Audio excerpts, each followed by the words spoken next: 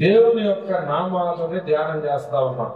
దేవునికి ఉన్న పేర్లు, దేవునికి పెట్టబడిన పేర్లు, దేవుడు తను తాను ప్రత్యక్షపరుచుకున్నటువంటి పేర్లు, దేవుని యొక్క గుణ లక్షణాలను బట్టి పెట్టబడిన పేర్లు, వాటిల్లో కొన్నిటిని ఈ 40 దినాల్లో మనం ధ్యానం చేయబోతాం. నన్ను ఆఫీస్లో నన్నేమని పిలుస్తారు? దైవజనులను పిలుస్తారా? నన్ను అక్కడ ఏమని పిలుస్తారు? అక్కడ దానిని పిలుస్తారు, లేకపోతే అసిస్టెంట్ కమిషనర్ గారని పిలుస్తారు. అక్కడ నాకున్న పేరు అది. ఆ ప్రాంతంలో ఆ ఉద్యోగ బాధ్యతల్లో నాకు ఉన్న పేరు అది. ఆ పేరుకు తగినటువంటి అధికారాలను నేను అక్కడ చెలాయిస్తాను. నేను ఇక్కడికి వచ్చాను అనుకోండి, తెల్ల చొక్కా వేసుకొని వచ్చా, మీరేమంటారు? లేకపోతే మన పాంప్లెట్ లో కూడా ఉంటుంది, ఏదో సువార్థికుడు, దైవజనుడు, లేకపోతే దేవుని దాసుడు అని మాట్లాడు. ఇక్కడికి వచ్చేటప్పటికి ఆ పేరుకి, ఆ టైటిల్ తగ్గట్టుగా నా యొక్క విధి విధానాలు ఉంటాయి. దానికి తగ్గట్టు నేను ఇక్కడ వచ్చి కేసు రాయటమో లేదా ఫైల్స్ చేయటమో ఉండదు. ఇక్కడ దేవునికి సంబంధించినటువంటి వాక్యాలని, ప్రార్థనలు, పాటలు, వీటికి సంబంధించి ఇక్కడ ఉంటుంది. లేదా మా పాప వచ్చింది అనుకోండి, దగ్గర తనకు నాకు పెట్టే పేరేంటి, టైటిల్ ఏంటంటే డాడీ అని. అంటే నేను ఒకవేళ ఇంటి దగ్గరికి వెళితే నా భర్త అని పిలుచుకునేటువంటి నా భార్య నన్ను భర్తగా చూసినంత మాత్రాన నేను సేవ చేయని వ్యక్తిని కాదు. చేస్తానా లేదా? అంత మాత్రాన నేను ఆఫీస్లో ఆఫీసర్ని కాకుండా పోతాను. లేదా ఆఫీస్లో ఉన్నాను అనుకోండి, ఒక కమిషనర్ గా చూస్తా ఉన్నారు, అంత మాత్రం నేను ఒక కూతురికి తండ్రిగా లేకుండా ఉంటానా? భార్యకి భర్తగా లేకుండా ఉంటానా? వాక్యం చెప్పే వ్యక్తిగా కాకుండా నేను అక్కడ వేరే వ్యక్తిగా నేను అక్కడ ఉంటానా? ఏం డౌట్ పడుతున్నారు? అయితే అన్నీ ఉన్నాయి నాలో, కానీ ఏ పేరుతో నేను పిలువబడుతున్నాను ఆ ప్రాంతంలో ఆ పేరు తగ్గిన లక్షణాలు మాత్రమే నేను బయటికి చేస్తా ఉంటాను. మీకు అర్థం కావడానికి చెప్పా. నేను చెప్పిన ఉదాహరణ కరెక్ట్ అని నేను చెప్పడానికి మీకు అర్థం కావాలి. నేను ఒకవేళ క్లాస్లో లెక్చరర్కి వెళ్ళాను అనుకోండి, అక్కడ నన్ను లెక్చరర్కి పిలుస్తారు. అక్కడ లెక్చరర్ కాబట్టి ఇక అతను బోధ చేయడానికి లేదు, వాక్యం చెప్పడానికి లేదు అనే రూల్ ఏం లేదు. నేను సాయంత్రం వస్తే వాక్యం చెప్పే వ్యక్తిగా కనపడతాను. ఇలాగ దేవుడున్నటువంటి ఆయా పేర్లు, ఆ గుణ లక్షణాలను బట్టి కొన్ని పేర్లు ఇవ్వబడ్డాయి. మొట్టమొదటి అధ్యాయంలో ఆయన సృష్టికర్తగా మనం చూసాం. ఏ పేరు పెట్టారు అక్కడ? ఎలోహిం. ఆయన సర్వ సృష్టికర్తగా మనం చూసాం. అలాగే 14వ అధ్యాయంలో ఒక పేరు పెట్టబడింది, సర్వోన్నతుడైన దేవుడు. ఆ దేవుడు 4-5 రాజులు సైన్యాలతో వచ్చినా సరే, ఆ రాజుల మీద ఉన్నటువంటి పైనున్న రాజు అబ్రహాము ద్వారా విజయాన్ని ఇస్తాడు. అక్కడ పెట్టబడిన పేరు ఏంటంటే సర్వోన్నతుడైన, మొదటిదేంటి సర్వ సృష్టికర్త అయిన దేవుడు, రెండవ పేరు సర్వోన్నతుడైన దేవుడు, మూడవ పేరు కూడా ధ్యానం చేసాం మనం 16వ అధ్యాయంలో. 16 అధ్యాయంలో ధ్యానం చేసిన పేరు ఏంటంటే చూచుచున్న దేవుడు. దానికి కాస్త ప్రాస కలిగితే సర్వ సృష్టికర్త అయిన దేవుడు, సర్వోన్నతుడైన దేవుడు, సర్వ దృష్టి కలిగిన దేవుడు. చెప్పండి. అంటే ఇక నువ్వు ఎక్కడ ఉన్నా నిన్ను చూసే దేవుడు, ఏ పరిస్థితిలో ఉన్నా నిన్ను చూసే దేవుడు. ఆయన చూపును ఆపగలిగిన శక్తి భూమి మీద లేదు. ఒకవేళ భార్యని ప్రక్కనే ఉన్న భర్త అర్థం చేసుకోకపోవచ్చు. ఆ భార్య యొక్క పరిస్థితి, తన గుండె వేదన సొంత భర్త అర్థం చేసుకోకపోవచ్చు. లేకపోతే ఒక ఆడపిల్ల మనసు తండ్రి అర్థం చేసుకోలేకపోవచ్చు. కానీ దేవుని దృష్టి ఆ బిడ్డ హృదయం మీద ఆ బాధని చూడగలిగేటువంటి దృష్టి కలిగిన దేవుడు. దేవుడికి స్తోత్రం కలిగిన. 4వ పేరుని కూడా కొన్ని నిమిషాలు మనం ధ్యానం చేద్దాం. ఇక్కడే 16వ అధ్యాయం అయిపోయింది. 17వ అధ్యాయంలో రాయబడినటువంటి వాక్యాన్ని మనం చదువుకుందాం. 17వ అధ్యాయము 1 నుంచి నేను కొన్ని అధ్యాయాలు చదువుతాను. 1 నుంచి 8వ వచనాల దాకా. దేవుడికి ఇవ్వబడిన పేర్లు ఏంటంటే, నేను సర్వశక్తి కలిగిన దేవుడు, సర్వ సృష్టికర్తను, సర్వోన్నతుడను, సర్వ సృష్టి కలిగిన దేవుడను, సర్వశక్తి కలిగిన దేవుడు. ఇది తేడాను గమనించాలి. సర్వోన్నతుడు అని అంటే పైన ఉన్నవాడు అందరికన్నా. సర్వ సృష్టికర్త అంటే శూన్యములో నుంచి సృష్టిని తీసుకుని వచ్చిన వాడు. సర్వ దృష్టి కలిగిన వాడు అంటే ఆయన చూపు ఎక్కడికైనా వెళ్ళి చూడగలిగినటువంటి దేవుడు. 4వ పేరు సర్వ శక్తి కలిగిన దేవుడు. శక్తి కలిగిన దేవుడు. మీరు విన్నారా? శక్తిమాన్ పేరున్నారు ఎక్కడన్నా? చిన్నపిల్లల దగ్గర ఉంటుంది. ఈ పేరు దేవునికి ఇవ్వబడింది. సర్వశక్తి కలిగిన దేవుడు అంటే ఒక బలవంతుడు, ఒక శక్తివంతుడు ఒకరికి అండగా ఉంటే ఇక ఆ వ్యక్తులు ఎవరు ముట్టుకోలేరు. బలమైన వ్యక్తి వచ్చి ఆ వ్యక్తి తరపు నిలబడితే ఇంకెవ్వరు కూడా ముట్టుకోలేరు. అందుకనే బలవంతులను, శక్తి కలిగిన వారిని చుట్టూ ఎస్కార్ట్ గా పెట్టుకుంటుంటారు. ఎందుకంటే నన్ను ప్రొటెక్ట్ చేయాలంటే, నన్ను కాపాడాలంటే బలవంతులను ఒకటి ముందు పెట్టుకుని వస్తుంటారు. అందుకని మన జీవితంలో కూడా ఎవరైనా బలవంతుడు ఉంటే వాడి పక్షాన్ని వెళ్ళిపోవడానికి ఉంటాం మనం. ఎందుకు? వాడి పక్షాన్ని ఉంటే ఇక మనకు పడనోడో గెట్టనోడో శత్రువు ఇక మన జోలికి రాకుండా మన పక్షాన శక్తి కలిగిన వాడు ఉంటే ఆ కార్యాలు మన జీవితాల్లో ఆయన చేయడానికి ఆయన శక్తి కలిగిన వాడిగా మనకి ఒక పాఠం నేర్పిస్తా ఉంటాడు. అయితే ఈ పేరు చెప్పబడినప్పుడు సర్వశక్తి కలిగిన దేవుడు, దీనికి హెబ్రీ భాషలో ఉన్న పేరు ఏంటంటే ఎల్ షద్దాయ్. చెప్పండి ఏంటది? మొదటి పేరేంటి? ఎలోహిం, సర్వ సృష్టికర్త. 2వ పేరు చెప్పారు, మీకు పరిచయం చేశారు. ఏంటది? ఎల్ ఎలియాన్ అంటే సర్వోన్నతుడైన దేవుడు. 3వ పేరు చెప్పారు 16వ అధ్యాయంలో, ఎల్ రోయి అంటే చూచుచున్నటువంటి దేవుడు. 4వ పేరు ఎల్ షద్దాయ్. ఎల్ అంటే దేవుడు, షద్దాయ్ అంటే శక్తి కలిగిన వాడు. శక్తుల మీద శక్తి కలిగిన వాడు ఆయన. ఎటువంటి శక్తి నీకు వ్యతిరేకంగా ఉన్నా మన ప్రభు వచ్చి మన పక్షాన్ని నిలబడ్డాడంటే ఆ శక్తి చెప్పదైపోతుంది. ఎంత భయంకరమైనటువంటి పరిస్థితుల్లో ఉన్నా ఈ శక్తి కలిగిన వాడు ఆ పరిస్థితుల నుంచి బయటికి తేగలడు. ఆ పరిస్థితుల నుంచి మనల్ని గట్టెక్కించగలడు, విడిపించగలడు, వ్రతం చేయగలడు. ఆ పరిస్థితిలోంచి బయటకు తీసుకురాగలడు. ఎందుకనో నేను దీన్ని ధ్యానం చేస్తా ఉన్నా. దేవుడు అబ్రహాముతో మాట్లాడుతున్నాడు. ఇది దేవుడు మాట్లాడుతున్న మాట. యెహోవా ప్రత్యక్షమై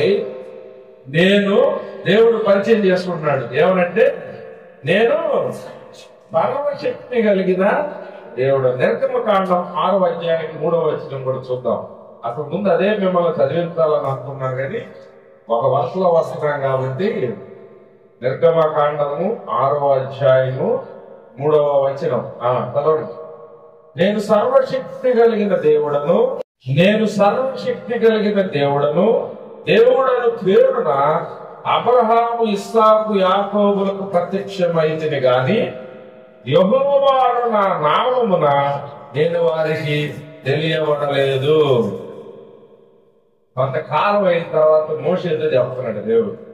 ఏమని చెప్తున్నాడంటే, చూడండి పరిశుద్ధ లేఖనాల్లో ఉన్న క్రమం చూడండి, ఎంత బ్యూటిఫుల్ గా, ఎంత అద్భుతంగా రాయబడింది.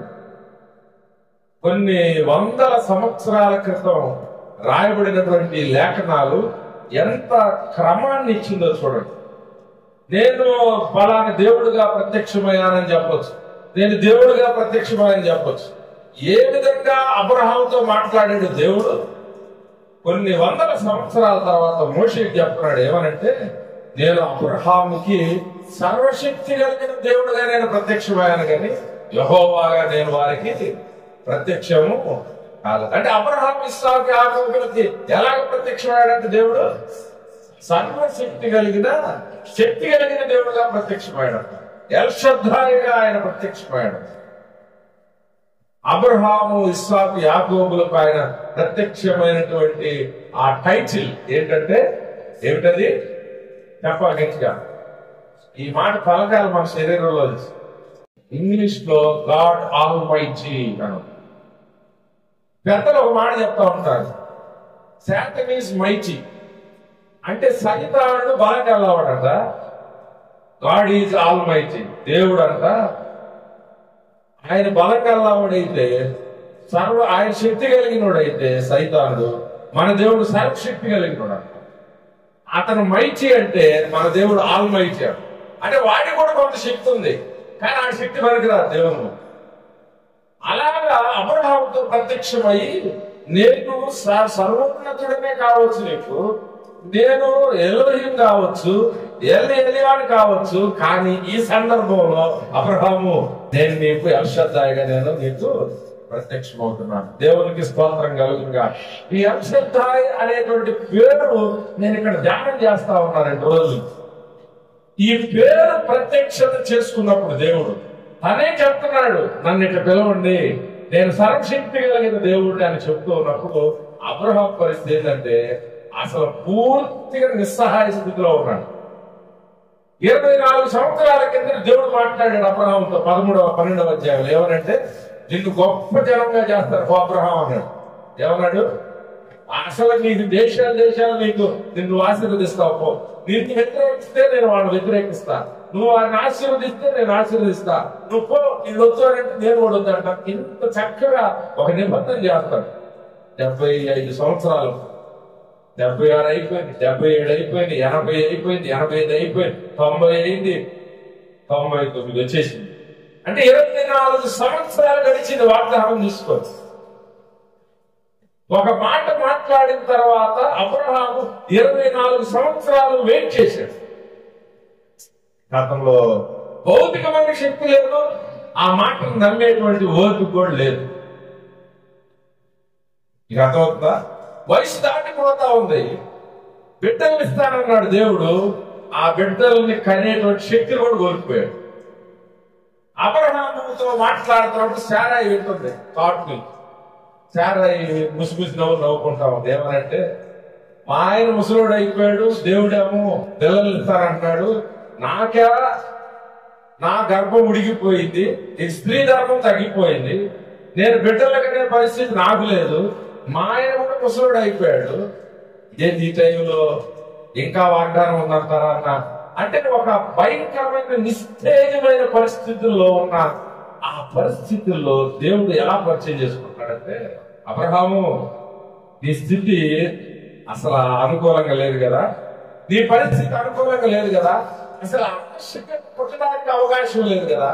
అందుకని అబ్రహాం అంటాడు మధ్యలో, దేవుడు మాట్లాడిన తర్వాత, సరే దేవా నాకు ఒక బిడ్డ పుట్టాడు కదా ఇష్మాయేలు, చూచుచున్న దేవుడుగా ప్రత్యక్షమయ్యావు కదా, ఆ బిడ్డనికి అంత బతికించాలని అని ఒక పక్క నీకు నేను బిడ్డని ఇస్తానని చెబుతూ ఉంటే అబ్రహాం ఏమంటాడంటే సరే ఆ మాట ఓకేలే కానీ ఇష్మాయేలుకి అంత బతికించాలంటాడు.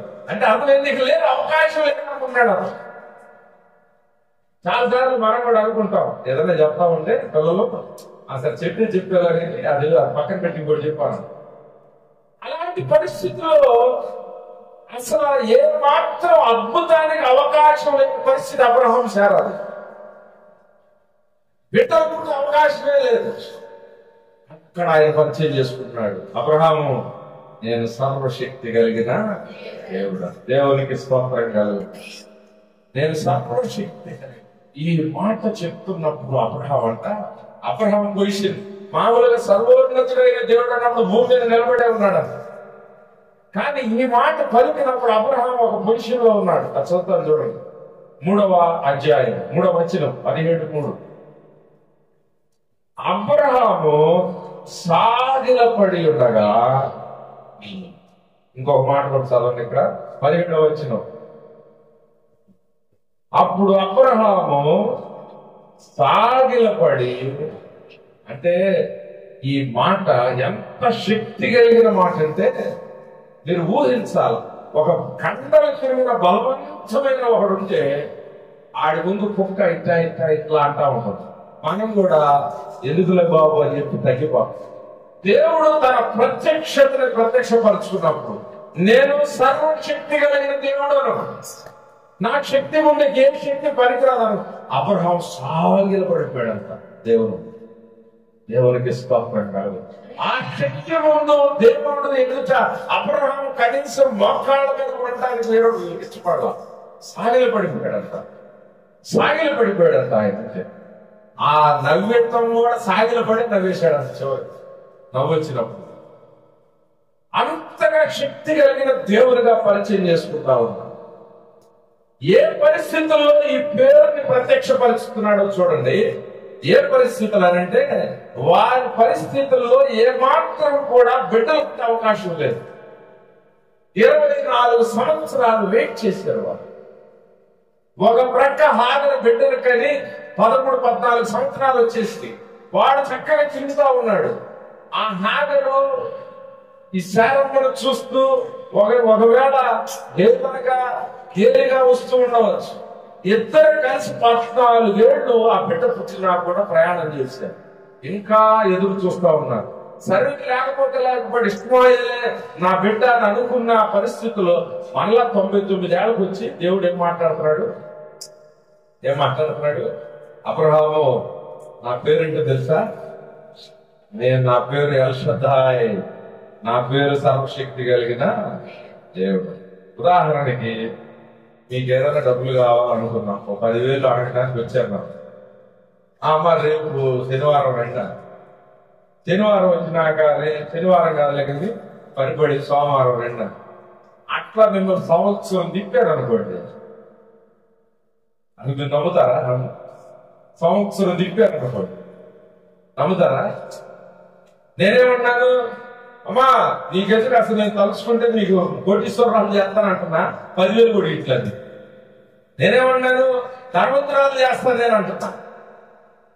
కానీ నేను రోజు రోజు రోజు రోజు తిప్పుతున్నా. సంవత్సరం దాటికి నేను పిలిచి మిమ్మల్ని కోటీశ్వరరాలు చేస్తాను రండి అని అంటే, నీకు చెప్పావు పోవా, నువ్వు సంవత్సరం తిప్పావు, రూపాయి అయ్యలేదు కానీ మమ్మల్ని ధనవంతులు చేస్తావా అన్నావు.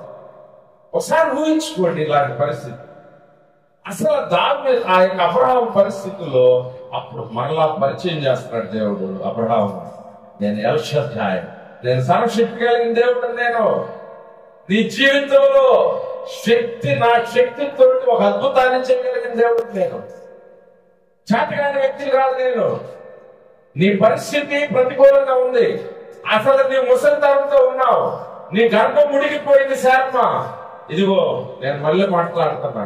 నీ స్థితితో నాకు సంబంధం లేదు, నీ పరిస్థితితో నాకు సంబంధం లేదు, నీ అప్పుతో నాకు సంబంధం లేదు, నీ శరీరంతో నాకు సంబంధం లేదు. కానీ నేను ఒక అద్భుతాన్ని నీ శరీరంలో నుంచి చేయగలిగిన దేవుడు. నా పేరు ఎల్ షద్దాయ్, నేను సర్వశక్తి కలిగిన, నా శక్తితో నేను ఏదైనా చేయగలను.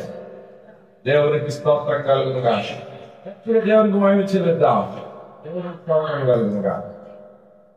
ఆయన అంటున్నాడు, ఒకటి నిబంధన చేస్తున్నాడు ఇక్కడ అబ్రహాం తోటి. చదువుతా చూడండి 2వ వచనం.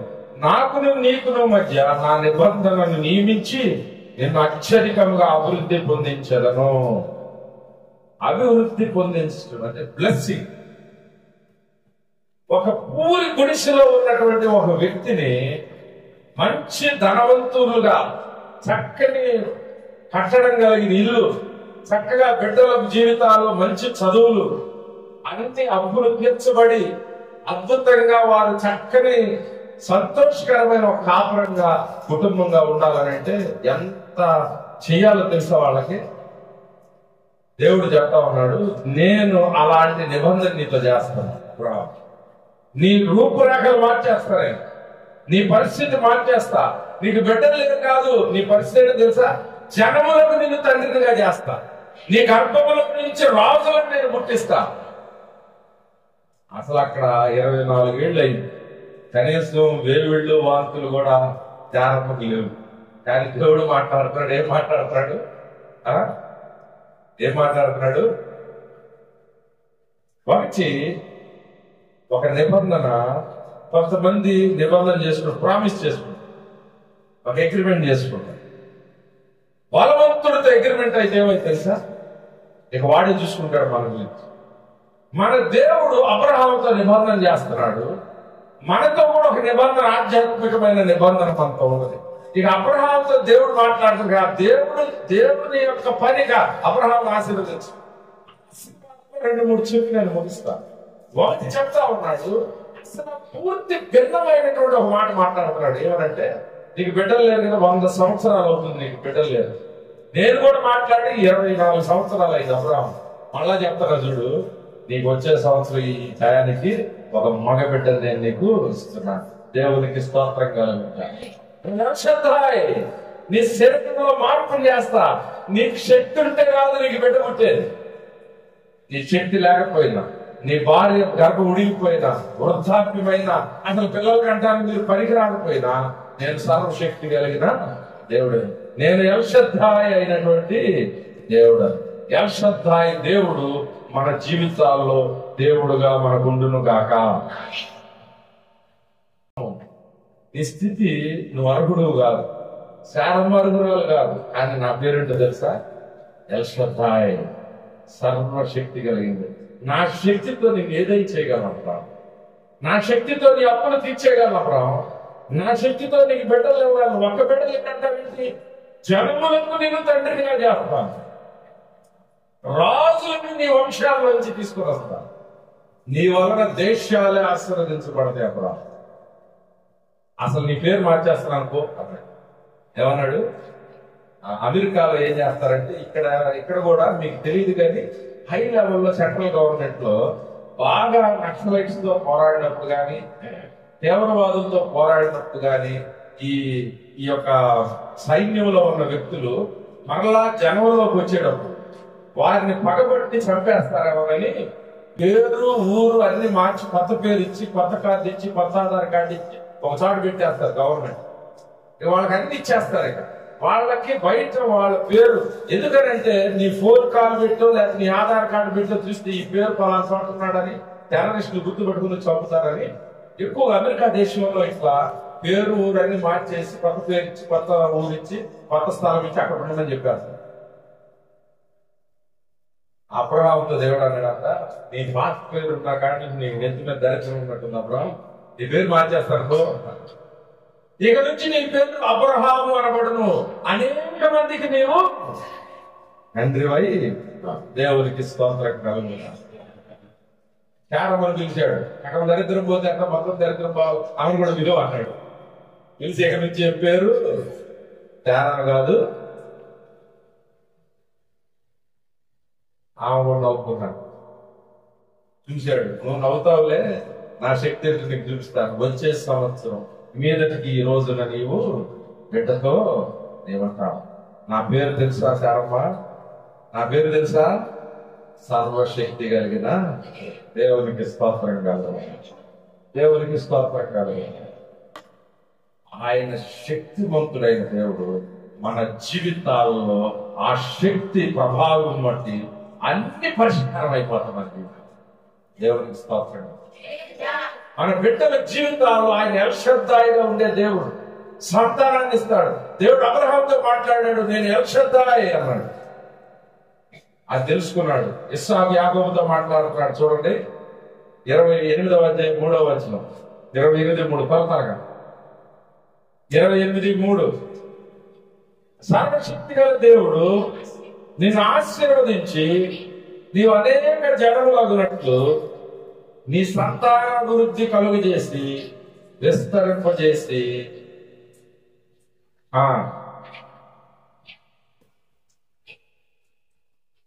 చాలు. నేను ముందు అబ్రహాముతో దేవుడు మాట్లాడాడు, నేను సర్వశక్తి కలిగిన దేవుడు.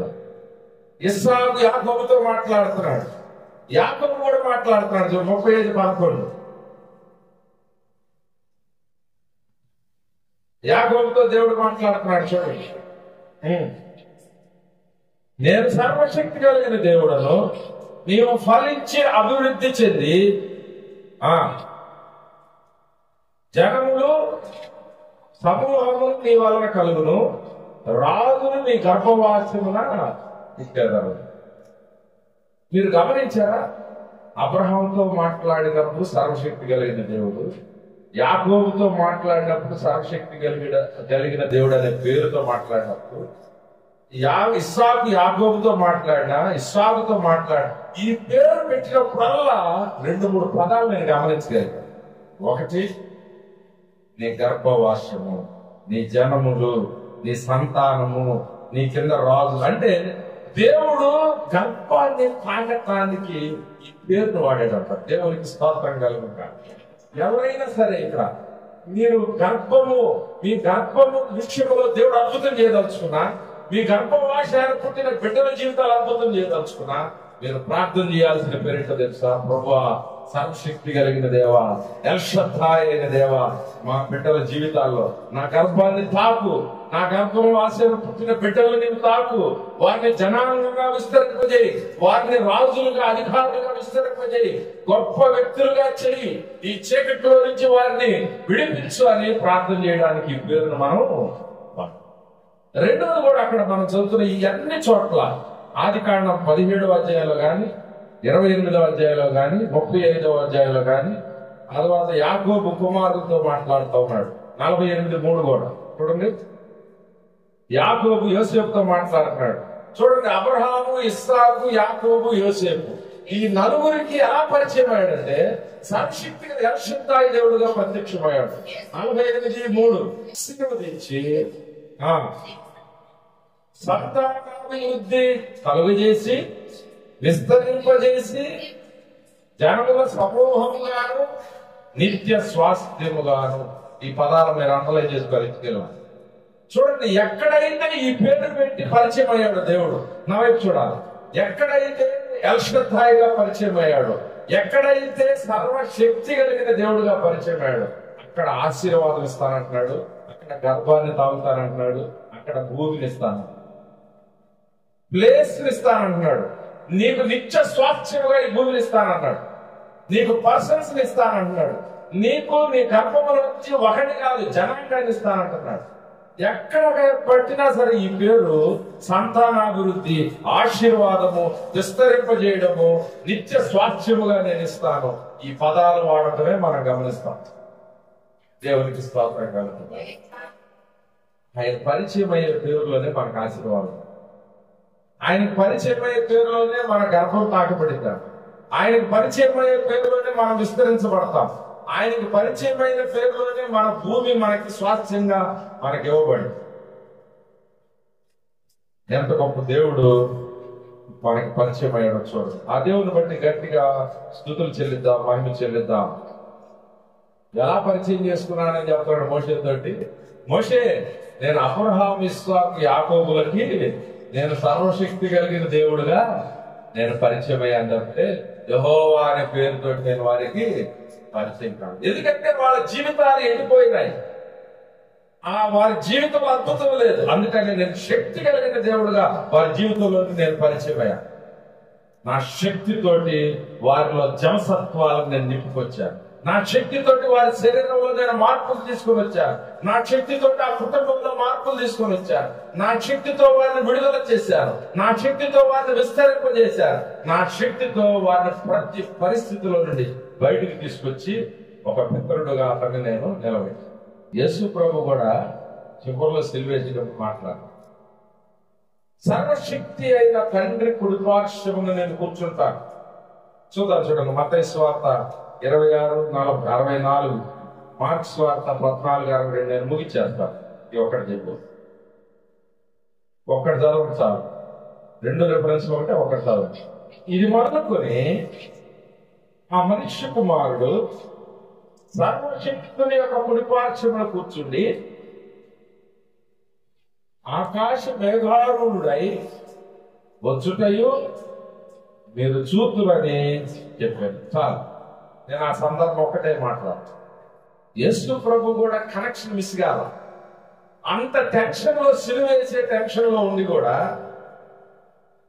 పోలీసులు వస్తే మీరు టెన్షన్ పడిపోతారు. ఆ టెన్షన్ కూడా మా గురించి ప్రార్థన చేస్తామని అనగలమా? నేను సహజంగా ఒప్పుకుందాం. యేసు ప్రభువుని భయంకరమైన తీర్పులో తీర్చి కొండాలతో కొడుతూ ఆ శిలువ ఎక్కించి ఆ మంటపు టెన్షన్ లో కూడా దేవుడు కనెక్షన్ కాకుండా మాట్లాడుతున్నాడు. ఆ సర్వశక్తి అయిన దేవుని కుడి పార్శ్వమున నేను కూర్చుంటాను అన్నాడు. దేవునికి స్తోత్రం కలుగుతుంది. ఈ మాట మాట్లాడుతున్నప్పుడు మనకి నిరీక్షణ వస్తుంది, మనకి బలం వస్తుంది. నా దేవుడు శక్తి కలిగింది, నేను అంత శక్తి కలిగిన దేవుని ప్రక్కన నేను కూర్చుంటాను. ఆ శక్తి కలిగిన దేవుడు నాకు దేవుడుగా ఉన్నాడు. ఆ శక్తి కలిగిన దేవుడు నా పరిస్థితులను మారుస్తాడు. ఆ శక్తి కలిగిన దేవుడు నా స్థితిగతులను మారుస్తాడు. ఆ శక్తి కలిగిన దేవుడు నా శరీరంలో బాగు చేస్తాడు. ఆ శక్తి కలిగిన దేవుడు పనికి రానటువంటి అర్హత లేని నా గర్భంలో బిడ్డలు తీసుకొని వస్తాడు దేవుడు. ఆ శక్తి కలిగిన దేవుణ్ణి మనం ధ్యానం చేయాలి. ఇంకొకటి యోబు గ్రంథంలో చూస్తే మనం యోబు గ్రంథంలో 35 సార్లు చెప్పాడంటే యోబు సర్వశక్తి కలిగిన దేవుడు అన్ని కోల్పోయాడు. మన మొత్తం కోల్పోయాడు కదా. బిడ్డలు కోల్పోతాడు, జంతువులు కోల్పోతాడు, పనులను కోల్పోతాడు. ముందు ఒకటే ఒక భార్య, ఆ భార్యను కూడా తీసుకునేవాడు సైతాను. కానీ భార్యకు ఫ్రెండ్ గా ఉంటుంది, సైతానికి ఫ్రెండ్ గా ఉంటుంది భార్య. మాటకి దూషించవా ఆ దేవుడిని? ఈ మాట అనాలంటే ఆమెను కాపాడాలి అక్కడ, అందుకే నా ఉంచుకోవాలి. సైతాను చాలాసార్లు అట్లాగే ఉంటుంటాం మనం. మన పక్కనే ఉంటుంది శోధన కూడా. సైతాన్ అవసరంలా, పక్కనే ఉంటే శోధన పంపించేవా, నువ్వు దూషించి పక్కకు రా. యోబు తెలుగుగా ఆలోచించాడు. ఎదురుగా నష్టం జరిగింది కదా, ఇంకా దూషించడం ఎందుకు? సర్వశక్తి కలిగిన దేవుడు, సర్వశక్తి కలిగిన దేవుడు. చాలా చోట్ల 5వ అధ్యాయం, 6వ అధ్యాయం, 8వ అధ్యాయం, 8 ఈ అన్ని అధ్యాయాల్లో సుమారుగా 30 నుంచి 35 సార్లు తన నోటితో పలికాడంత సర్వశక్తి కలిగిన దేవుడు, సర్వశక్తి కలిగిన దేవుడు అని. దేవుడికి స్తోత్రం కలుగుతా. ఈ స్థితి మారాలంటే ఈ జపం చేయాలి మీరు. ఎల్షద్దాయ్ అయిన దేవుడు, సర్వశక్తి కలిగిన దేవుడు. 34వ అధ్యాయము 10వ అధ్యాయం చూడండి, 10, 12 ముగించేస్తారు. సర్వశక్తుడు దుష్కార్యము చేయుట అసంభవం, అసంభవం. ఈ దేవుని పరిచయం మనకి ఒకటి జ్ఞాపకం చేయాల. ఈ పేరులో పరిచయం అయిన దేవుడు ఆయన అన్యాయం చేసే దేవుడు కాదు, ఆయన దుష్కార్యం చేసే దేవుడు కాదు. 12వ వచనంలో సర్వశక్తి చదవాలి. సర్వశక్తిమంతుడు న్యాయము తప్పడు. దేవునికి స్తోత్రం కలుగుగా. ఆయన న్యాయం తప్పే దేవుడు కాదంట, ఆయన న్యాయం తప్పే దేవుడు. అందుకని నేను నయోమి కూడా ఒక మాట, ఆమె కూడా 4-5 సార్లు అంటే బాగుండేది, బతుకు మారిపోయింది. మాట్లాడుతూ ఉంటే సరే, పరిశుద్ధాత్మ నీ మీదకి వచ్చును, సర్వోన్నతుడు ఎల్గా, సర్వోన్నతుడి శక్తి ఎల్షద్దాయ్. ఆ సర్వోన్నతుడి యొక్క శక్తి నీ మీదకి వచ్చును. ఎల్షద్దాయ్ నీ మీదకి వచ్చును. దేవునికి స్తోత్రం. పరిశుద్ధాత్ముడు నీ మీదకి వచ్చును. ఆయన శక్తితో నీ పరిస్థితిని మార్చేస్తాడు. మరి 91 దావీదు కీర్తనలో కూడా మహోన్నతుడి చాటును నివసించేవాడు. మహోన్నతుడు, సర్వోన్నతుడు అంటే ఎవరు?